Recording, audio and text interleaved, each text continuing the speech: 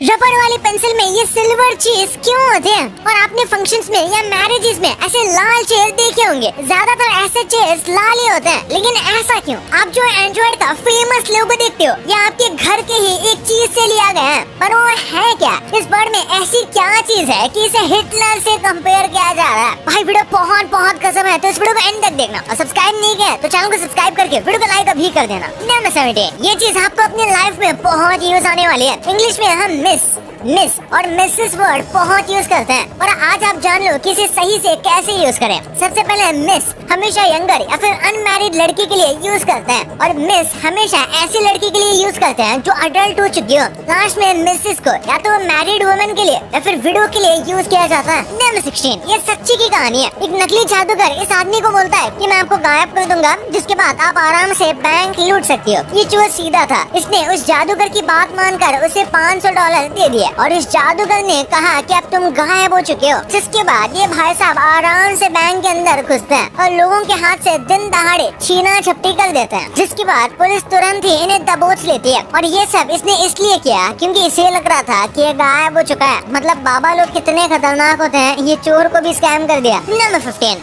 ये लोगो दुनिया का सबसे फेमस लोगों में से एक है, लेकिन आप सोच भी नहीं सकते कि इसे पब्लिक टॉयलेट से लिया गया है। बहुत लोगों को यही गलत फहमी थी, लेकिन असल में इसे आईना ब्लॉक नाम के एक डिजाइनर ने बनाया था, जिन्हें उनके बॉस ने रेकमेंड किया था कि लोगों में एक रोबोट होना चाहिए। तो ऐसे ही पहले एक क्वाड्रेंगुलर बॉडी को बनाया गया, उसके ऊपर एक सेमी सर्कल बनाया जिसके ऊपर 2 एंटीना बने हुए हैं, और हाथ पैरों को राउंडेड बार से बनाया गया। नंबर 14, ये जो आप देख रहे हो ये कोई गाँव नहीं, बल्कि ये है दुनिया का सबसे बड़ा कब्रिस्तान जो इराक में है, जहाँ 50 लाख लोगों को दफनाया हुआ है। इतना ही नहीं, इराक में इस जगह को पीस वैली के नाम से जाना जाता है। नंबर 13, शायद ये फैक्ट मैं आपको पहले भी बता चुका हूँ, पर फिर भी अगर किसी को नहीं पता तो जान लो। विजडम टीथ के बारे में आपने जरूर सुना होगा। जिसके भी ये निकलते हैं उन्हें बहुत दर्द होता है, लेकिन विजडम टीथ सिर्फ नाम के लिए हैं। असल में इनकी हमें कोई जरूरत नहीं होती, क्योंकि जब स्टार्टिंग में इंसानों का दिमाग बड़ा हो रहा था, जिसकी वजह से मुंह के अंदर जगह कम पड़ गई थी, और मोलास को इसके थर्ड सेट को बाहर निकालना पड़ा ताकि जगह फिल हो सके। नंबर 12, क्या आप जानते हो पेरेंट्स के बाद ऐसा कौन है जो आपको खुद से ज्यादा प्यार करता है? रियलिटी में पाया गया है कि डॉग्स ऐसे ही जानवर हैं जो आपको खुद से भी ज्यादा प्यार करते हैं, और इस बात का प्रूफ आपने न जाने कितने ही वीडियोस में देखा होगा, जिसमें डॉग्स अपने ओनर्स की जान अपनी जान पर खेलकर बचाते हैं। नंबर 11, ये काफी शॉकिंग है। क्या हिटलर ने सच में आत्महत्या कर ली थी, या कभी वो मरा ही नहीं? मैं कुछ ऐसी चीजें बताऊंगा जिससे आप सोच में पड़ जाओगे। लोगों का कहना है कि हिटलर ने खुद को सर पे गोली मार ली थी, और उसके सोल्जर्स ने उसको जला दिया, जिसके बाद उसकी बॉडी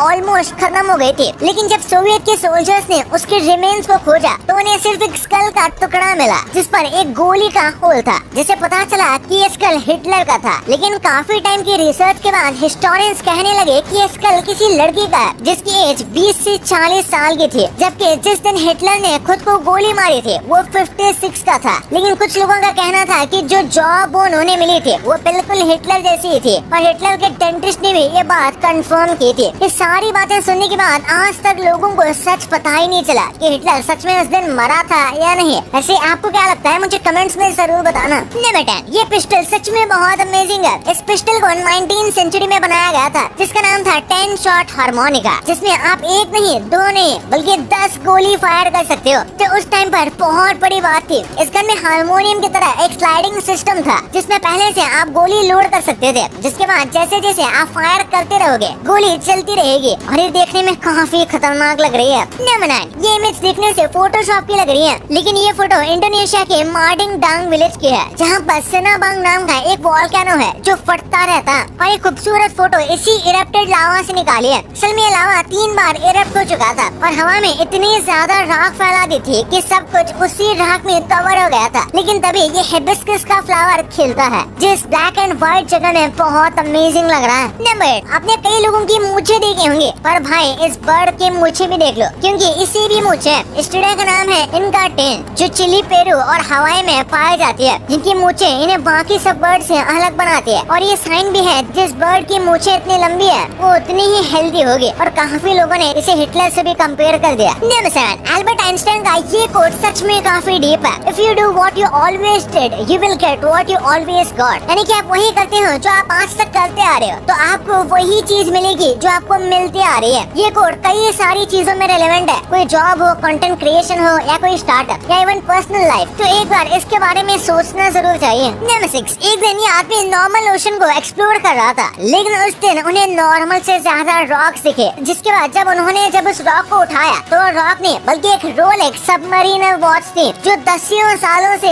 ओशन में पड़ी हुई थी, जिस पर मिट्टी पूरी तरह से जम गई थी। लेकिन शॉकिंग बात तो ये है कि इतने सालों के बाद भी चल रही थी। वाओ। नंबर 5, आखिर कैसे इस इंसान ने अपने जिद की वजह से सरकार से पंगा लिया। ये जो घर आप हाईवे के बीच देख रहे हो वो एक चाइनीज आदमी का घर था, जिसे उसने हाईवे को देने से मना कर दिया, जबकि उसे इस घर की मुंह मांगी कीमत मिल रही थी और कई तरह के ऑफर भी उस आदमी को दे दिए गए थे। लेकिन उसने कहा कि मुझे यहाँ शांति मिलती है और उसने अपना घर नहीं दिया। जिसके बाद उस हाईवे कंपनी को उसके घर के चारों तरफ हाईवे बनाना पड़ा। जिसके बाद कार्स के हॉर्न और साउंड से पक्का उस आदमी को अच्छी शांति मिलती होगी। नंबर 4, आप बाहर घूमते होंगे तो आपने कई बार नोटिस किया होगा कि जब बहुत जोरों से धूप पड़ रही होती है तो कभी कभी अचानक से छाँव आ जाती है। आप बोलोगे कि ये बादलों की वजह से होता है। हाँ, बात तो सही है, पर एक बार इमेज में देखो कि ये दिखता कैसे है। एक बड़ा सा बादल सूरज के और आपके बीच में आ जाता है और आपके ऊपर हल्की सी छाँव आ जाती है, जो ऊपर से देखने में कुछ इस तरीके का दिखता है। ऐसा लग रहा है जैसे किसी साई-फाई मूवी का सीन हो।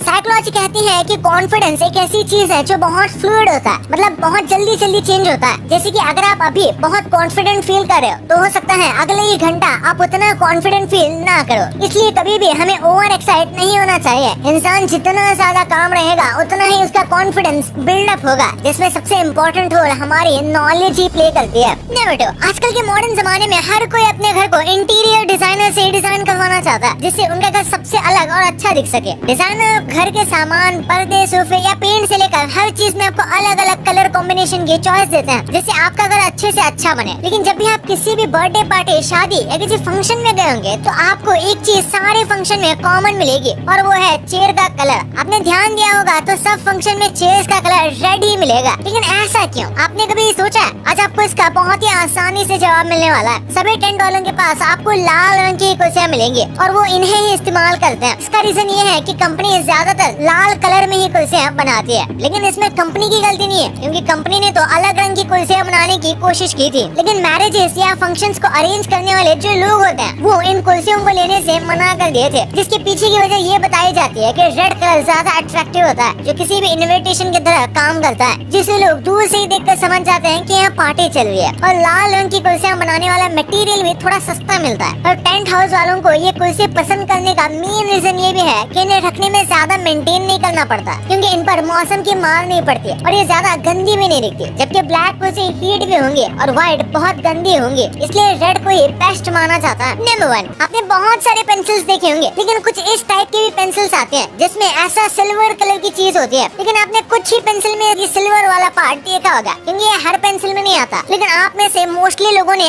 ऐसी पेंसिल भी जरूर यूज की होगी। लेकिन क्या आप जानते हो इसे असल में कहते क्या है और इसका नाम क्या है? देखो, जिस पेंसिल में ये वाला पार्ट आता है उसमें कई बॉडी पार्ट होते हैं, जैसे पेंसिल के नेब और एक एक्स्ट्रा रबर भी आती है पीछे, जिसे ये सिल्वर वाली चीज पेंसिल से जुड़ी रखती है, जिसका नाम फेरियूल है। इसका सबसे मेन काम यही होता है कि ये इरेजर को पेंसिल से जोड़ कर रखे। बहुत सारे फेरियूल राउंड होते हैं, लेकिन कुछ फेरियूल को स्क्वायर या ट्रायंगल भी बनाया जाता है पेंसिल के डिजाइन के हिसाब से। लेकिन एक फ्लैट फेरियूल भी आता है जिसे फेमसली यूज किया गया था ब्लैकविंग 602 पेंसिल के ऊपर। हालांकि सबसे पहला इसका यूज एपनहार्ड फेबर वैन डाइक नाम की पेंसिल पर किया गया था। वैसे काफी पेंसिल्स में ये फेरियूल नहीं होता, और वैसे पेंसिल ज्यादातर आर्टिस्ट यूज करते हैं, क्योंकि या तो वो अपने काम को मिटाते नहीं या फिर वो एक सेपरेट इरेजर रखते हैं। फेरियूल को नॉर्मली बहुत थिन एल्यूमिनियम से बनाते हैं, लेकिन पुराने टाइम में इसे लकड़ी और कार्डबोर्ड से बनाया जाता था। वैसे तो इसे मोस्टली सिल्वर कलर में ही देखा जाता है, लेकिन कुछ कंपनी स्टैंड आउट करने के लिए इसमें बहुत कलर्स भी लॉन्च किए हैं। भाई ये तो आपने जान लिया, पर क्या आपको ये पता था कि ये मूवीज के बच्चों वाले कैरेक्टर्स को जिसने प्ले किया था ये आज कैसे दिखते हैं? ये देखकर आप दंग रह जाने वाले हो। इस देश में रात के 10 बजे के बाद कोई भी टॉयलेट क्यों नहीं जा सकता,